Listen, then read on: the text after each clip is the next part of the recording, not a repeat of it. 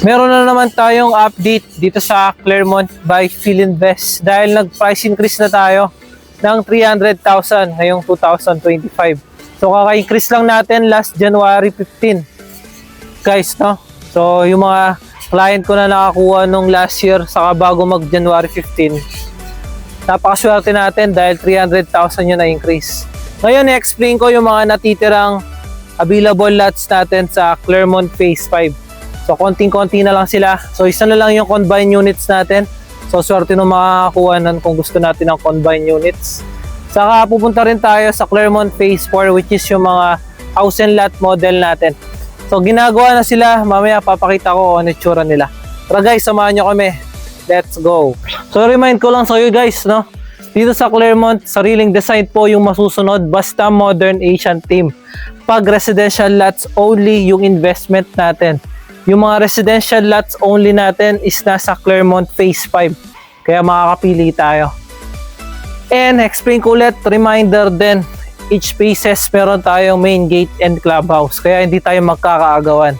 And meron tayong malaking main road. Ayun, pakita mo yung main road. Ayan. 24 meters yan. So para siyang expressway. So hindi siya one way lang, two way. Explain ko na rin yung mga restriction kung paano tayo magpapatayo ng bahay. Yes, sariling design po dito sa Philinvest Clermont, pero meron pa rin mga restriction. So yung unang restriction natin, yung maximum height. Yung maximum height natin dito is 9 meters. Meron din tayong tinatawag na setback. Alright? Yung setback natin, 3 meters sa harap, 3 meters sa gilid, isang firewall, saka 2 meters sa likod. Depende sa iyo kung saan side mo siya, kung saan side ka magpa-firewall. Saka nakausap ko din yung admin natin dito sa Clermont, bawal yung kulay pink na bahay. At ayun guys, nandito na tayo ngayon sa Clermont Phase 5. Kitang-kita nyo naman na bagong tabas lahat ng mga bloke dito. Pinatabas ko talaga yan para sa inyo. And tingnan nyo naman yung napakagandang view ng Mount Arayat. So maliwanag ngayon. Walang mga masyadong ulap, kitang-kita yung view ng Mount Arayat. Pag morning sun yung lote natin, kitang-kita natin yan. Alright? And pakita mo yung Phase 5 sa kanila. Ang ganda.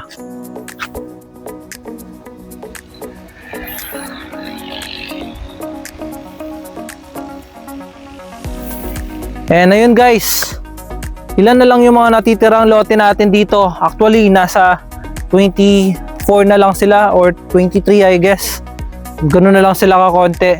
Kung gusto natin makita yung mga available lots, message nyo lang po ako dito sa Facebook ko, saka sa Viber. Papakita ko po sa inyo. Alright?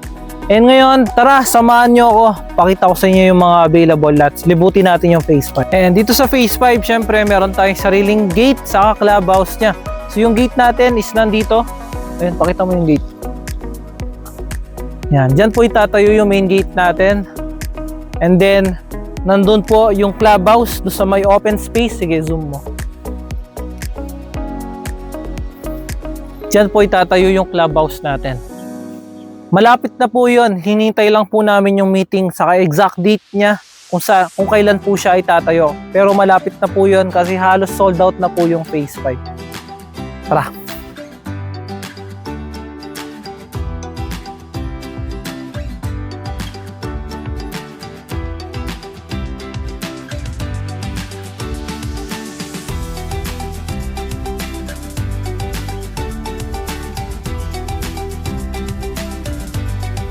Meron pa tayong isang lote dito sa Block 7. Yung sa may poste. So ngayon pupunta natin yung dalawang magkatabing lote na natitira. Sa Clermont Phase 5. So ito siya. So dito siya mag-uumpisa.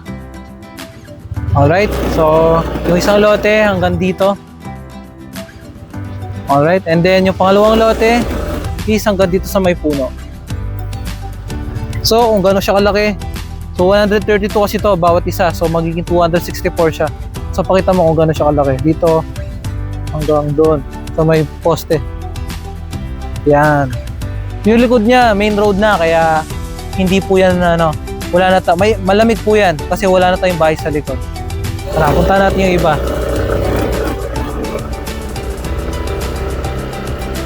Papakita ko naman yung pinakamagandang 132 square meter lot natin na available. So, yun yung Block 13 Lot 5.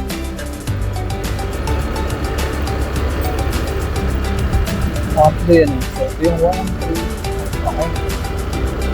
Alright, so ito na siya. So, ito yung pinakamagandang 132 square meter lot. So, Block 13 Lot 5. So, dito siya mag-uumpisa hanggang dito sa may guhit na to. Ayan. So, bakit siya maganda? Tingnan nyo naman guys. Wala siyang poste saka wirings. Saka walking distance lang siya sa clubhouse. Kaya para sa akin, maganda yan. And, morning sun po yan. Kitang-kita mo yung Mount Araya. Diba? Mas mura pa yan. Okay. Doon naman tayo sa ibang mga lote natin.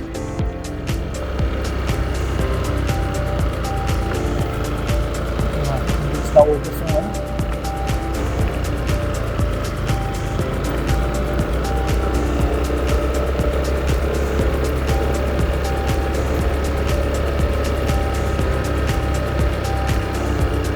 So ito naman sa Block 15, meron pa tayong 4 dito.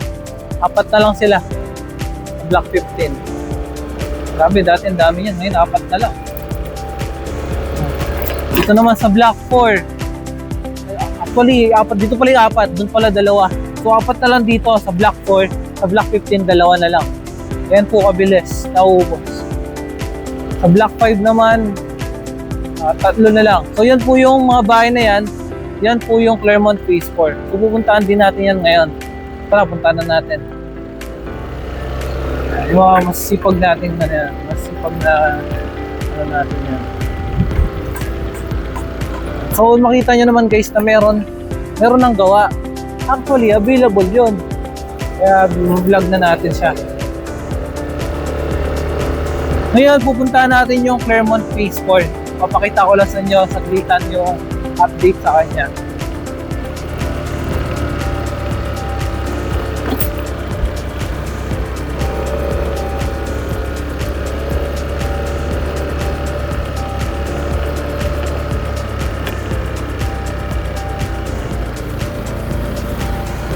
Alright.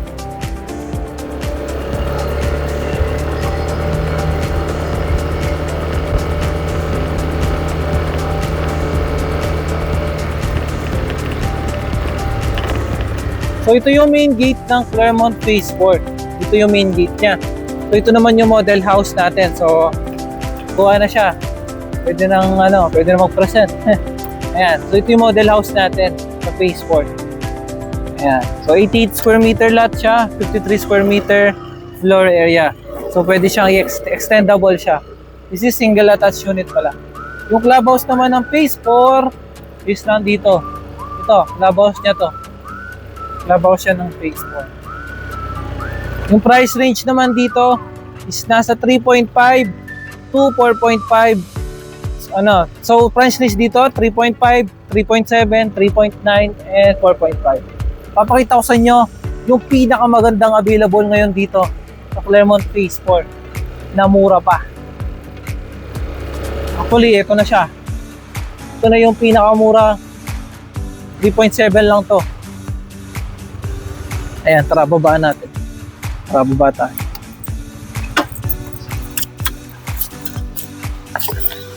Tara. Ayan guys, so ito yung nag-reopen sa system na napakamura lang niya, 3.7 million lang. And halos gawa na siya. So konti na lang to, magiging ready for occupancy na siya. Pero sa mga katabi niya, pakita mo yung mga katabi niya. So ito guys, tara, dito. Pakita mo sa akin. Dito guys, 3.7 million lang to plus.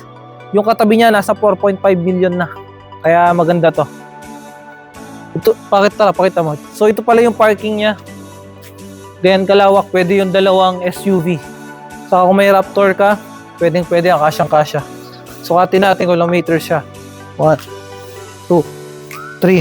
So meron pa siyang kalahating konti. So ganyan siya kalawak.